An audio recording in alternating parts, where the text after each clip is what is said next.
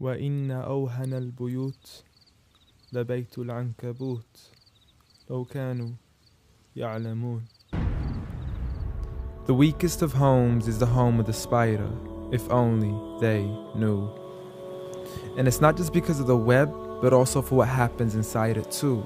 The most fragile of homes, home to the most ferocious of family feuds, a husband and wife relationship that is solely based on being used for consummation. See, as soon as they finish mating, the wife would then consume the body of her own husband. It's disgusting, and so can the children be too. See, as soon as they mature, they would chew upon their own mother as a source of food. It's sinister, it's crude, I don't want to imagine it, but it's true. And such the examples that are used, not because God can be cruel, but for God to prove that the weakest of homes are those in which the inhabitants are abused. See, marriages are meant to bring happiness, and the home is a refuge of tranquility and comfort to all those who walk through. And if you ever do happen to fall into disputes, you must learn to understand that the marriage isn't always about you. Rather, it's learning to live together as one, although we are still living together as two.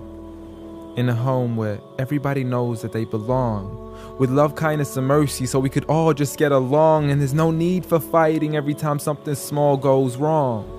Because you can't build a home upon violence and then expect it to stand strong. I mean, what kind of man would harm his wife in the darkness of the night, leaving her to bleed as he scars her for life, having to cover up her bruises as she tries to hide them from sight?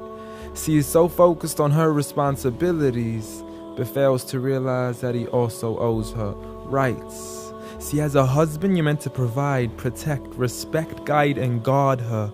You are her garment, her lifelong partner, her Prince Charming who should charm her, her knight in shining armor. But a night has turned into a nightmare as he spends his nights trying to harm her. As she begs him on her knees, please, I need you to be calmer. I urge you, see, patience is a virtue. I never even heard you. I promise I didn't mean to hurt you. Please don't be mad. And please don't let the kids see, cause it's not right for a dad. It's sickening, it's sad that such scenes are happening in reality within the homes of so many broken families. It's a calamity that we forgot what the meaning of marriage is. Did you forget that the best of you in character is he who is best to his wife? The best of advice from the one who never harmed a servant, child, or wife in his whole entire life.